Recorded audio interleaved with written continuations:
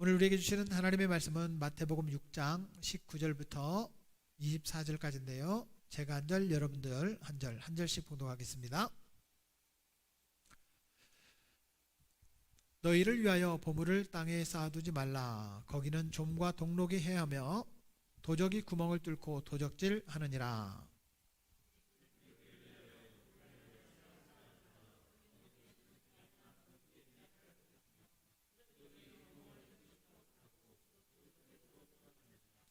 내 보물이 있는 그곳에는 내 마음도 있느니라.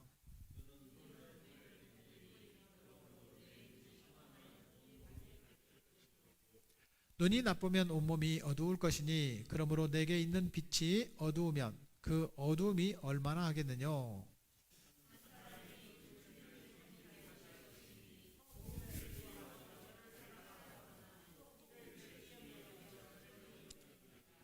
너희가 하나님과 재물을 겸하여 섬기지 못하느니라. 아멘. 오늘 말씀의 제목은 가진 것이 부족할 것이라는 두려움입니다. 한번 따라서 읽어주시기 바랍니다. 가진 것이 부족할 것이라는 두려움.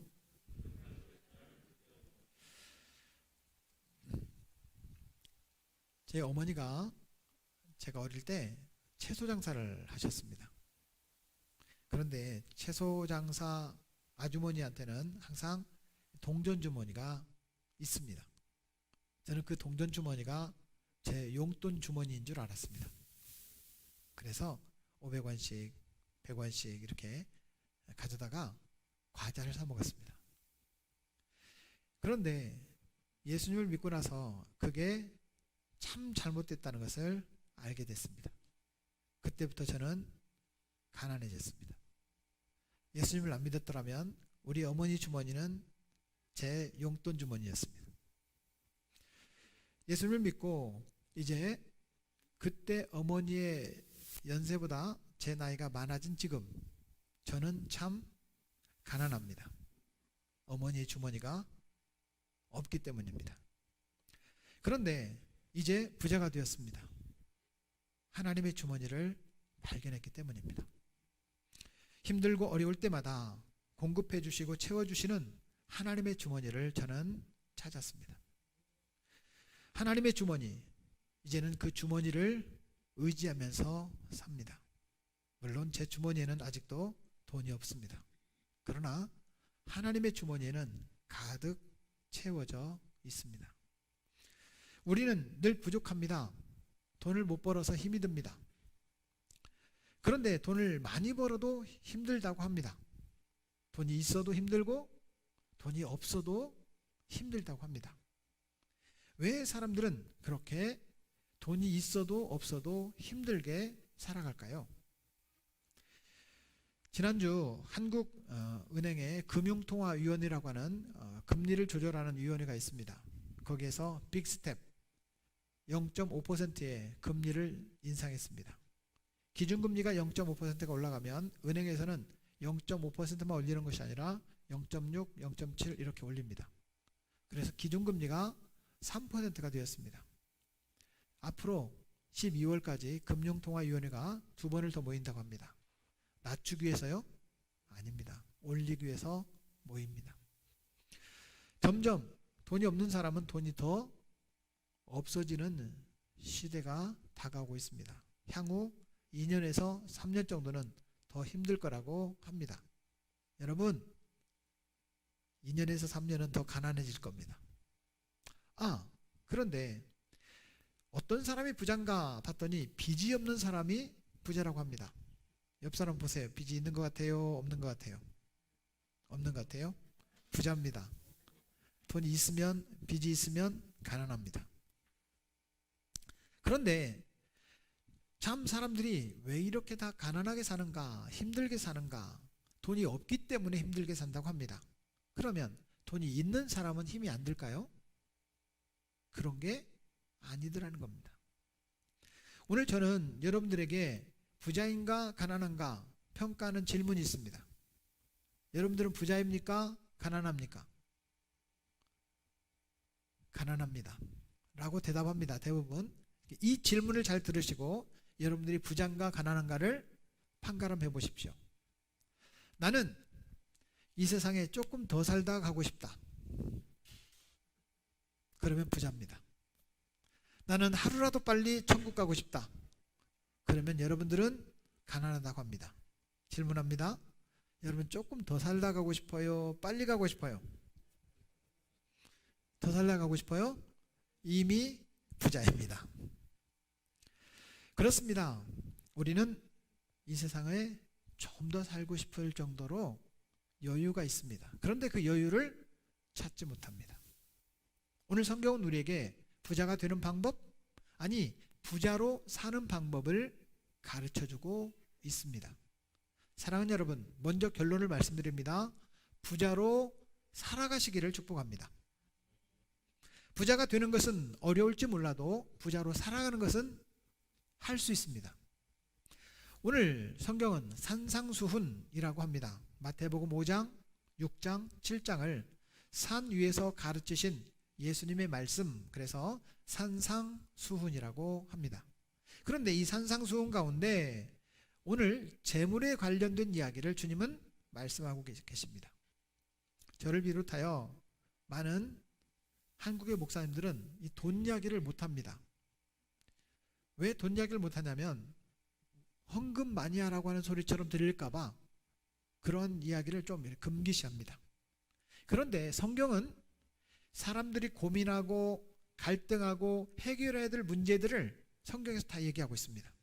고부간의 갈등, 돈에 관련된 문제, 불륜에 관련된 문제, 그리고 부모님과 자녀의 문제, 형제와 형제의 문제, 많은 문제들을 우리가 고민하고 있는 이야기를 성경에서는 답을 주고 있습니다. 재물에 관하여서도 성경은 답을 주고 있습니다. 얼마나 많이 쌓아야 부자가 되느냐 이런 얘기하고 있지 않지만 부자로 사는 방법은 가르쳐주고 있습니다. 사랑하는 여러분, 부자로 사는 성도가 되실 수 있기를 축복합니다. 사람들은 은행에 재물을 쌓아둡니다. 요즘 같으면 은행에 조금 저축해놔도 될 것 같아요. 그런데 저축할 돈이 없습니다. 또 어떤 사람들은 주식을 사놓습니다. 주식 산 사람들 요즘에 참 고민이 많을 거예요. 금을 사놓습니다. 이제는 금값이 옛날처럼 주식이나 재화를 대신하지는 못하는 시대가 됐다고 합니다. 금 아니고도 많은 돈을 벌 수 있는 도구가 생겼기 때문입니다. 보석으로, 부동산으로 사람들은 재물을 쌓아놓습니다. 서울에는 아파트를 사놓습니다. 아파트 불패, 아파트 값이 계속 오르기 때문입니다. 그런데 요즘 하루가 지나면 아파트가 5천만 원씩 떨어진다고 합니다. 큰일 났습니다. 영혼까지 끌어서 대출을 받아 산다. 그래서 영끌이라는 이야기를 합니다. 영혼까지 끌어서 아파트를 산 서울에 있는 사람들은 참 걱정이 많습니다. 하루에도 몇 천만 원씩, 한 달이면 몇억 원씩 아파트 값이 떨어지기 때문입니다. 뿐만 아니라 지하철이 들어온다. 그래서 교통 요충지에 땅을 삽니다. 아주 허름한 땅을 더 비싸게 주고 삽니다. 그리고 거기에 건설업자들이 아파트가 올라갈 거라고 생각하고 미리 아파트를 짓습니다. 그런데 지하철 들어오는 시기가 2년, 3년 미뤄졌다고 합니다.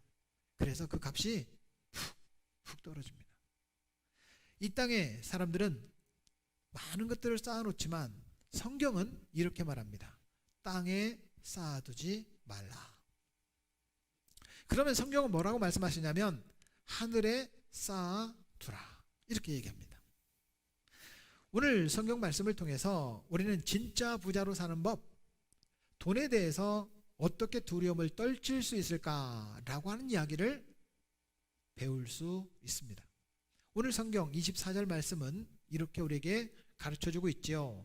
너희가 하나님과 재물을 겸하여 섬기지 못하느니라. 예수님은 재물을 어디에 쌓아야 부자가 된다고 말씀하십니까? 하늘에 쌓아놓으라고 합니다. 그렇다면 오늘 저는 하늘에 쌓아놓는 방법이 뭐냐?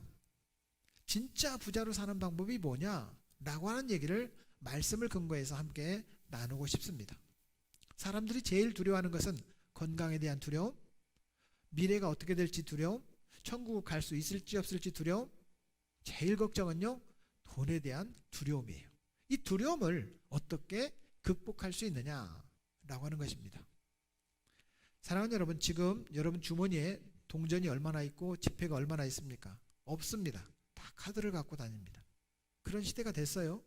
그러면 나는 부자입니까? 가난합니까? 라고 했을 때 부자입니다라고 대답하는 사람은 없습니다. 가난해요. 근데 부자로 살 수 있다는 거예요.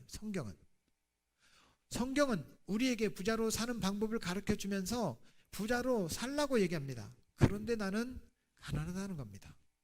사랑하는 여러분, 저는 목사로서 여러분들에게 축복하고 싶은, 제 마음껏 축복하고 싶은 말이 있습니다. 부자로 사십시오. 부자로 살아가시기를 축복합니다. 그런데 성경에는 세 가지의 부자에 대한 견해가 있습니다.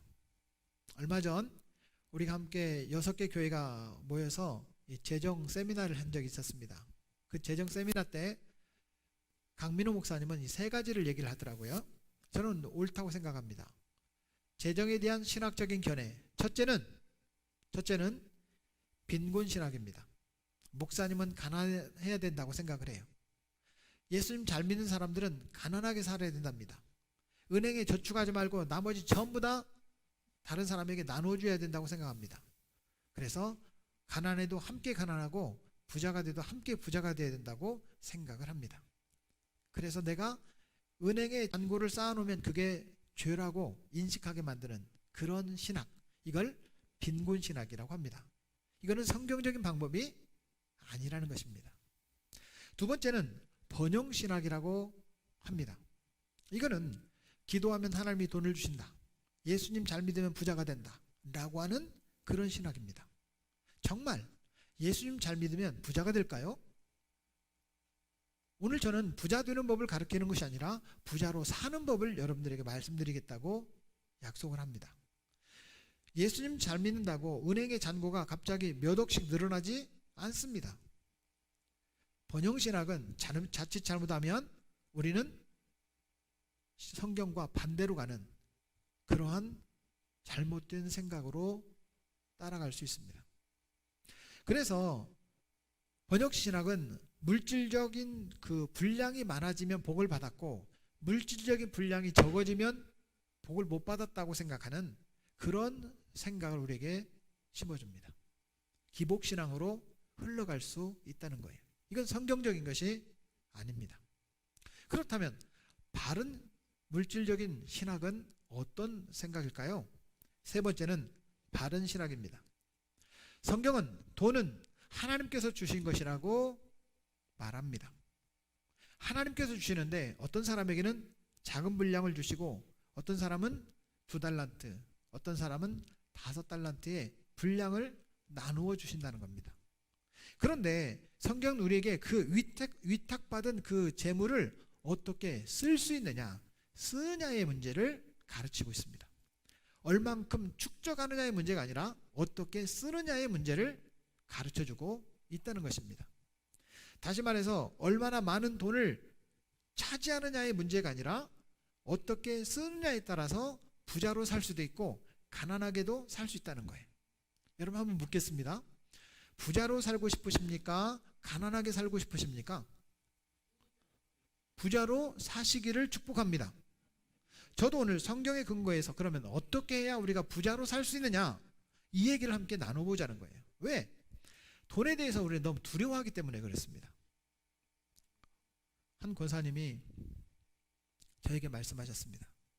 목사님, 제가 모든 것을 안 놓치려고 그렇게 붙잡고 있으니까 늘 스트레스가 쌓여서 잠이 안 오더라고요. 근데 다 내려놓으니까 마음이 편해요. 이렇게 말을 해요. 여러분, 아무리 돈이 많아도 마음이 불편한 사람과 내려놓으니까 마음이 편안한 사람이 있다면 어떤 사람이 편안한 사람이냐면 내려놓은 사람이 편안한 사람이에요. 근데 붙잡고 힘들다고 합니다. 오늘 성경이 우리에게 가르쳐주는 예수님의 부자로 사는 방법은 뭐냐? 첫째는 우리의 돈을 하늘나라에 투자하라고 이야기를 합니다. 오늘 19절 말씀에 보면 너희를 위하여 보물을 땅에 쌓아두지 말라고 얘기합니다. 땅에 쌓아두지 말라. 그런데 우리는 많이 쌓아야 부자라고 생각을 하면서 살죠. 쌓아둔다라는 말은 동사인데 바로 현재형입니다. 지금 쌓는다 라는 뜻인데요, 지금 쌓는다는 것은 즉시 행한다는 그런 의미입니다. 여러분 한번 묻겠습니다. 잘 한번 묵상해 보시고 대답하십시오. 대답을 하셔야 됩니다. 지금 이 시간에 우리가 예배 안 드리고 밖에 나가서 돈을 벌면 부자가 될까요? 믿음이 있는 사람들은 아닙니다라고 대답할 겁니다. 일을 하면 그만큼 부자가 되겠죠. 그런데 결론적으로 보면 육체적으로 피곤하고 건강 보조식품을 사 먹으면서 그만큼 더 까먹습니다. 결국에는 그런 경우를 많이 보게 되더라고요. 즉시 행하라 이 말은 여러분 땅에 쌓아두지 말라 이 말을 즉시 행하라는 거예요. 그런데 우리는 땅에 얼마큼 저축했던 분량이 많아지는가, 잔고에 숫자가 더 많아지는가를 부자로 생각을 합니다. 그러면 성경은 저축하지 말라 이런 뜻입니까? 집을 사지 말라 이런 뜻일까요? 연금에 들지 마라 이런 말입니까? 전혀 아닙니다. 사랑하는 여러분, 예수님은 이런 것들을 금한 것이 아니라 우리가 이 세상에 살면서 열심히 돈을 벌고 열심히 저축하고 열심히 필요한 것을 지혜롭게 쓰되 그 쓰는 방향이 어떤 방향이어야 되느냐라고 하는 것을 가르쳐주고 있는 겁니다. 예수님은 이 땅에 재물을 쌓아두지 말라는 이유가 두 가지가 있습니다. 첫째, 물질은 썩기 때문입니다. 이 돈은 상평통보입니다. 이 상평통보 안에 그림을 자세히 보시면 약간 푸르스름한 그런 때가 끼어 있습니다. 이런 걸 뭐라고 하냐면 동록이라고 합니다. 이 동전도 썩는다는 거예요. 때가 껴요. 지폐를 오랫동안 습기가 있는 곳에 놔두면 그게 삭기도 하고 거기에 벌레가 먹어서 갉아먹기도 합니다. 이걸 조미라고 합니다. 물질은 썩는다는 겁니다. 두 번째는 물질은 없어진다는 거예요. 지금 우리가 주차장으로 쓰고 있는 공간이 5번 건물이라고 합니다. 우리 교회에 지금 밖에 예배당을 나가자마자 있는 주차장이 5번 건물이 있었는데 그 건물을 철거했습니다. 철거하면서 너무 재미있는 사실을 우리는 발견했습니다. 거기에 할머니 할아버지들이 쓰신 버려놓고 간 농이 있었습니다. 농을 치우는데 6만 원이 발견됐습니다. 옛날 지폐 10,000원짜리 좀 큰 거, 옛날 지폐, 세종대왕님 계신 이 옛날 지폐가 거기에 놓여져 있었습니다. 할머니가 놨는지 할아버지가 놨는지 몰라도 거기에 놓고 있다가 나중에 쓰시려고 했는데 놓고 가셨습니다. 아마 천국 가셨는지도 모르겠습니다.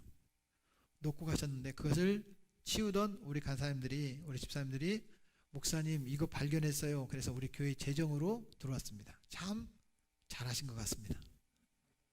결국 내가 저축은 해놨는데 쓰지 못한 겁니다. 지혜로운 것은 아니죠. 정말 어려운 어르신들이 그 집에서 사셨거든요. 맛있는 거 사 먹고 이사 갈 때까지 남겨놓지 말고 가시지, 그런 생각이 들었습니다. 오히려 20절 말씀은 오직 너희를 위하여 보물을 하늘에 쌓아두라고 얘기합니다. 따라하겠습니다. 하늘에 쌓아두라. 그럼 하늘에 무슨 은행이 있습니까? 거기에 무슨 창고가 있습니까? 거기에 무슨 금고가 있습니까? 하늘에 쌓아두라는 말은 무엇인가? 천국에 투자해야 썩지 않는다 라고 얘기하면서 직설적으로 말하지 않습니다. 하늘에 쌓아두라, 하늘에 쌓아두라. 생각해 보세요. 여러분 옷장에 1년에 한 번도 입지 않는 옷이 있어요? 있어요? 1년 아니에요. 2년 동안도 한 번도 안 입고 있다가 세탁은 해놨는데 그래도 한번 입어볼까? 아니야, 이거 입지 말아야지. 안 입는 옷이 있어요, 있어요. 결국 교회에서 바자회를 한다고 하네. 아이고, 내가 안 입는 거 그냥 남들이라도 입게 내놓자. 이런 옷이 있습니다. 근데 우리 교회에서 바자회를 안 해요. 바자회를. 그러다 보니까 아이고, 이거 누구라도 입도록 이 옷을 어디다 집어넣어요? 네, 의류 수거함에다가 집어넣는 그런 옷들이 있습니다. 오래 사서 오래 넣지는 않습니다. 그런데 한두 번 입고 옷장에 계속 있다가 결국에는 의류 수거함으로 들어가는 옷들이 있더라는 거예요. 맞습니다. 이 땅에 쌓아놓는 것은 그런 것과 같다는 거예요. 우리는 이 땅에 많은 것을 쌓아놓습니다. 그런데 한 번도 우리가 사용하지 못하고 버리는 것들이 많더라는 거예요. 그러한 것은 땅에 쌓아놓는 것이다 라고 표현합니다. 자꾸 없어지는 것 같고 자꾸 사라지는 것 같아도 이것을 가장 잘 적재적소에 사용하도록 만들어주는 것은 하늘에 쌓아두는 것입니다. 영원하지 않는 것에 투자하는 것은 어리석은 것이요 영원한 것에 투자하는 것은 하늘에 쌓아두는 것이다 라고 말하는 것입니다. 투자는 세상에 하는 것이 아니라 하늘에 해야 된다. 성경은 그렇게 가르쳐 줍니다. 두 번째는 우리의 돈, 우리의 재정을 다른 사람을 사랑하기 위해서 사용하라고 말합니다. 오늘 19절 말씀, 20절 말씀에 보면 너희를 위하여 이렇게 얘기합니다. 오직 너희를 위하여 보물을 하늘에 쌓아두라 얘기합니다. 한번 따라하겠습니다. 너희를 위하여. 돈을 벌면 누구를 위해 써요? 나를 위해 씁니다. 그리고 누구를 위해 써요? 보통 가족들을 위해서 씁니다. 성경은 나와 가족이 아닌 다른 사람을 위해서 나의 재물을 쓰라고 얘기합니다. 이것이 하늘에 쌓아두는 것이라고 합니다. 어제도 우리 안수 집사님들하고 만나를 하면서 우리는 어디다가 투자를 합니까? 그랬더니 한 20년 이상을 여기 이렇게 투자를 했습니다. 이렇게 투자를 했습니다. 투자를 한다고 그렇게 했다고 합니다. 그런데 여러분 생각해 보세요. 다른 사람을 위해서 열심히 돕기 위해서 내가 돈을 번다? 이 생각을 하기가 힘듭니다. 일단 누구부터 쓰고 보자? 나를 위해서 쓰고 보자. 일단 누구를 위해 쓰자? 가족들을 위해 쓰자. 이게 대부분의 생각이라는 거예요. 그런데 성경은 아니, 너와 너의 가족을 위해서가 아니라 하늘나라에 쌓아두라는 거예요. 하늘나라를 위해서 쓰라는 거예요. 그것은 나보다 다른 사람을 위해서 쓰라는 주님의 교훈입니다. 21절 말씀에 보면 이렇게 말씀하십니다. 내 보물이 있는 곳에 내 마음도 있다. 내 보물이 있는 곳에 내 마음도 있다. A라는 은행에 돈을 저축해 놨어요. 나는 주식을 하지 않습니다. 그런데 그 은행의 주식이 올라갑니다. 관심이 있습니다. 그 은행의 주식이 떨어져요. 관심이 있습니다. 나는 주식을 안 하는데도 내가 거래하는 그 은행에 대해서는 관심이 있습니다. 내가 거래하지 않는 은행이 어려움을 당했답니다. 전혀 관심이 없습니다. 우리의 물질이 있는 곳에 마음이 가게 돼 있습니다.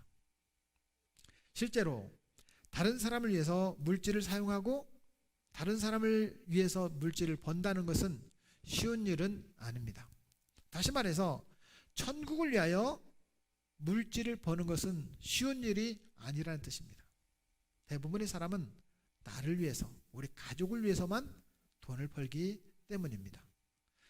물질이 가는 곳에 마음이 따라가는데 물질이 가는 곳에 생각이 따라가고 감정이 따라가고 의지가 따라가고 나도 모르게 몸이 따라갑니다. 사람들이 일을 할 때 월급을 얼마나 주는가를 주로 봅니다. 일이 힘든가 힘들지 않는가, 내 적성에 맞는가 맞지 않는가 보다 월급을 얼만큼 주느냐를 먼저 주목해서 봅니다. 그리고 그곳에 지원서를 냅니다. 뭘 따라가는 거예요? 월급을 따라갑니다. 자기의 재능과 자기의 적성을 따라가는 것이 아니라 월급을 따라가는 경우가 많더라는 거예요. 왜? 내가 그것을 써야 되니까. 보통 사람들은 물질이 있는 곳에 마음이 따라가고 그 마음이 따라가는 곳에 몸이 따라가고 몸이 따라가는 데 인생을 바치게 된다는 거예요. 세상은 자기 자신을 위해서 쓰는 것은 이기적이라고 말합니다. 세상을 위해서 돈을 쓰는 것은 세속적이라고 말을 합니다. 그런데 성경이 말씀하시는 대로 다른 사람을 위해서 내 돈을 쓰면 예수님을 닮은 사랑이 넘치는 사람이라고 표현합니다. 사랑하는 여러분, 예수님 닮기를 축복합니다. 나를 위해서 세속적인 욕심을 위해서가 아니라 주님의 마음으로 다른 사람을 섬기기 위해서 쓴다면 우리는 이미 예수님을 닮아가고 있는 것입니다. 어제 우리 성도님 한 분이 익산에 정말 맛있는 크림 팥떡이 있습니다. 크림떡. 굉장히 전국적으로 유명한 떡입니다. 1시간씩 기다려야 살 수 있는 떡입니다. 그런데 일주일 전에 그 떡 한 봉지를 이렇게 갖고 오셨습니다. 제가 숫자를 헤아려 보니까 12개인 거예요. 12개. 그런데 지난주 토요일날 왜 그렇게 우리 토요일날 오신 분들이 많아요. 그래서 10개를 나눠 먹었습니다. 그리고 1개를 남겨놓고 이거는 제 아내 거 냉장고에 넣어놨는데 딸이 먹어버렸습니다. 결국 제 아내는 맛을 못 봤습니다. 그 사실을 알고 어제도 1시간을 기다려서 그 크림떡을 사오셨습니다. 그리고 그것을 제 아내만 주라는 거예요.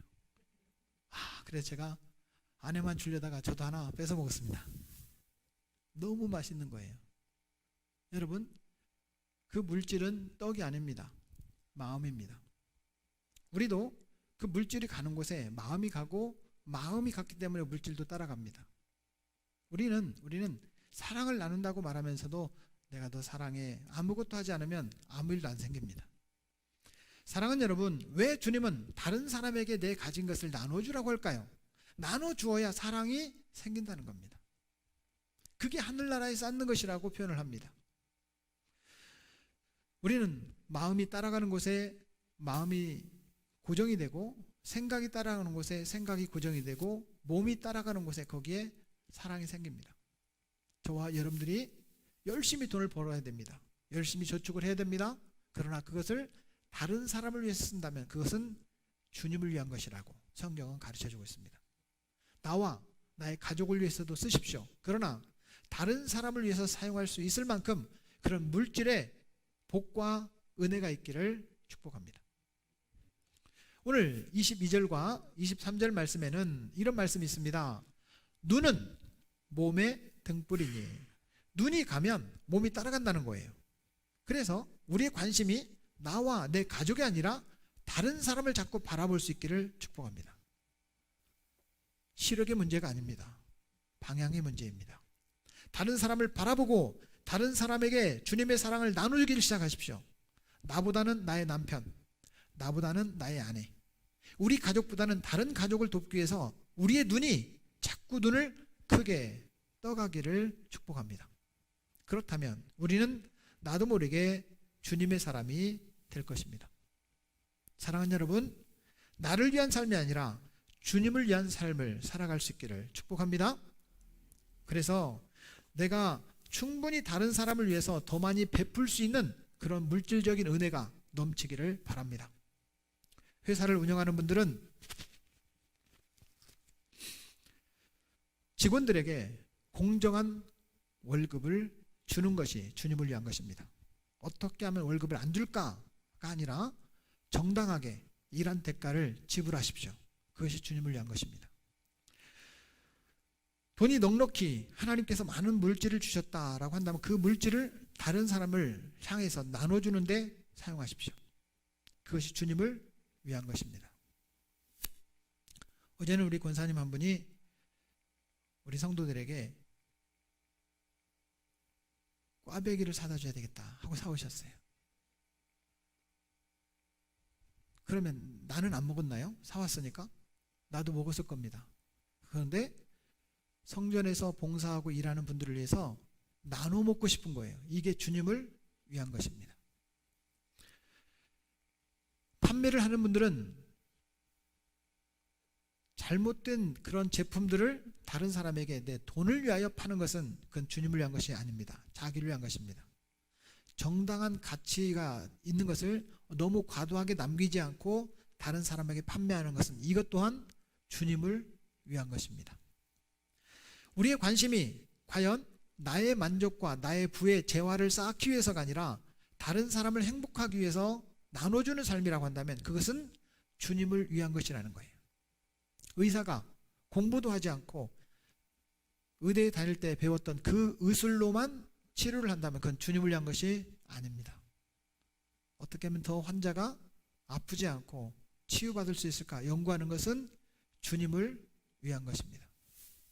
기도하는 우리가 이 자리에서 나와 우리 가족의 행복을 위해서만 기도한다면 그건 주님을 위한 것이 아닙니다.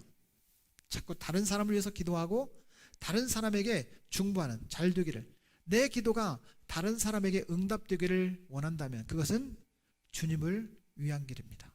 하늘에 쌓아두는 것이죠. 사랑하는 여러분, 나의 만족이 아니라 우리 가족의 만족으로 끝나는 것이 아니라 다른 사람을 위해서 자꾸 사용될 수 있는 저와 여러분 되기를 축복합니다. 월급을 얼마나 많이 받았다가 아니라 얼마나 많이 베풀 수 있느냐. 베풀기 위해서 내 월급이 부족합니다. 하나님 많이 베풀 수 있도록 더 많은 월급이 생기게 해주십시오가 우리의 기도가 되어야 할 것입니다. 마지막 세 번째는 예수님은 돈을, 재정을 하나님을 섬기는 데 사용해야 한다고 가르쳐주고 있습니다. 그래야 재정에 대한 두려움을 극복할 수 있다는 거예요. 우리나라 사람들에게 물었습니다. 월급을 얼만큼 받으면 많이 받았다고 말할 수 있습니까? 그랬더니 각자 레벨이 수준이 틀리지만 1200만 원 정도 월급을 받으면 많이 받는다고 생각을 한다고 합니다. 1200만 원 월급 받는 분 손 들어보세요. 아무도 없습니다. 그러면 다 가난하다는 뜻이잖아요. 그렇습니다. 예수님께서 이 말씀을 통해서 우리에게 선택하라는 겁니다. 다른 사람을 섬기기 위해서 쓸 거냐, 나 자신을 위해서 쓸 거냐 선택하라는 겁니다. 세상에 쌓아둘 거냐, 하늘나라에 쌓아둘 거냐 선택하라는 겁니다. 선택권을 우리에게 주셨습니다. 나만을 위해서 쓸 건가, 다른 사람을 위해서 쓸 건가, 돈을 섬길 것인가, 하나님을 섬길 것인가 선택하라는 것입니다. 24절 말씀에 보면 이렇게 얘기합니다. 너희가 하나님과 재물을 겸하여 섬기지 못하느니라. 여러분 이게 참 힘든 말이에요. 하나님을 사랑하는 사람은 재물을 사랑하지 못한다는 뜻이고 재물을 사랑하는 사람은 하나님을 사랑하지 못한다는 뜻이에요. 야, 이거 정말 어려운 말입니다. 부자로 살라는 말입니까? 가난하게 살라는 뜻입니까? 그런 뜻이 아닙니다. 돈을 쫓아가는 사람은 하나님을 잘 믿을 수가 없습니다. 하나님을 잘 믿는 사람은 돈이 잘 안 따라온다는 뜻이에요. 정말 그럴까요? 오늘 성경은 우리에게 실질적으로 이렇게 설명해 주고 있습니다. 우리는 투잡을 하고 쓰리잡을 하면 사장님 2명을 3명을 섬길 수 있습니다. 왜? 그래야 내게 수입이 생기니까. 2명을 3명을 사장님을 섬길 수 있어요. 그런데 돈은 노예와 같다는 거예요. 노예는 오직 한 주인만을 섬기게 돼 있습니다. 그 주인이 다른 주인에게 가서 일을 하고 오라고 하면 하고 오는 거예요. 종은 한 주인만 섬긴다는 거예요. 그래서 돈이 하나님을 사랑하면 하나님을 따라가는 거고 세상을 사랑하면 세상을 따라간다는 거예요. 사랑하는 여러분, 예수님은 우리에게 말씀하십니다. 지금 너는 누구를 섬기고 있느냐? 하나님을 섬기십니까? 돈을 섬기십니까? 돈 따라가면 믿음 잃어버립니다. 건강도 잃어버립니다. 주님을 따라가면 건강도 주님도 우리에게 따라옵니다. 사랑하는 여러분, 저와 여러분들이 두 주인을 섬길 수 없다면 먼저 하나님을 섬기는 믿음의 사람이 되기를 축복합니다. 하나님께서 물질적인 축복도 주셨다고 고백할 수 있는 믿음의 사람들이 되기를 바랍니다. 그러므로 우리가 가지고 있는 재물, 우리가 가지고 있는 월급, 우리가 가지고 있는 건강, 우리가 가지고 있는 시간, 하나님이 기뻐하는 일을 섬기기 위하여 사용할 수 있기를 축복합니다. 쌍쌍바가 나왔습니다. 쌍쌍바. 쌍쌍바는 나눠 먹으라는 것입니까? 자기 혼자 두 개를 먹으라는 뜻입니까? 예, 한 개는 모자라니까 두 개를 먹기는 미안해서 그냥 쌍쌍바를 혼자 두 개 먹으라는 뜻입니까? 아닙니다. 쌍쌍바는 나눠 먹으라는 뜻입니다. 그런데 쌍쌍바를 한 입에 먹는 사람이 있습니다. 양쪽 손을 잡고. 그것은 주님의 방법이 아닙니다. 쌍쌍바는 나눠 먹읍시다. 아멘을 안 하네. 알아서 먹읍시다. 사랑하는 여러분, 분명한 사실은 우리가 다른 사람을 위해서 쓰고 그것이 하나님이 기뻐할 것이라고 하는 믿음으로 쓰는 것, 이것은 하늘나라에 쌓아두는 것입니다. 그런데 그것도 모자라서 다른 사람 것까지 뺏어 먹는 것은 결코 하늘나라에 쌓아놓는 것도 아니고 자기 자신을 위한 것도 아닙니다. 의사들의 말을 들어보면 많이 먹어서 생기는 병과 못 먹어서 생기는 병 중에 많이 먹는 사람이 병이 많이 생길까요? 못 먹는 사람이 병이 많이 생길까요? 다합니다. 그런데 더 많이 먹으려고 합니다. 사랑하는 여러분, 제가 아는 한 부자가 있습니다. 이 부자는 집도 좋은 데 삽니다. 자동차도 좋아요. 돈을 잘 법니다. 그런데 선교하는 데 많은 돈을 투자합니다. 태국에 있는 100여 명의 고아들을 후원하는 데 후원비를 씁니다. 이 사람은 참 멋진 부자입니다. 그런데 자기 집도 부족하다고 더 넓은 집으로 이사 가기 위해서 아직도 돈이 모자라다고 계속 돈만 축적하는 사람이 있습니다. 그 사람은 돈은 많이 버는데 참 가난한 사람입니다. 지난주 수요일날 캄보디아에 계시는 선교사님이 우리 교회에 함께 오셔서 예배를 드렸습니다. 예배가 끝나고 잠깐 교제하는데 그분이 그런 얘기를 하는 거예요. 목사님, 캄보디아에는 한 달에 20달러, 우리나라 돈으로 한 2만 5천 원 정도?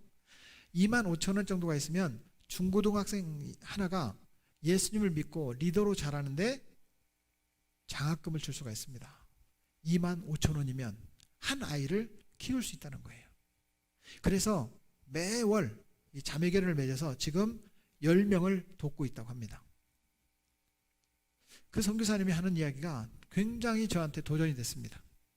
한 달에 2만 5천 원, 커피를 한 4잔, 5잔 정도를 줄일 수 있으면 그러면 한 아이를 인생을 바꿔줄 수가 있다는 거예요. 그것은 주님의 일입니다.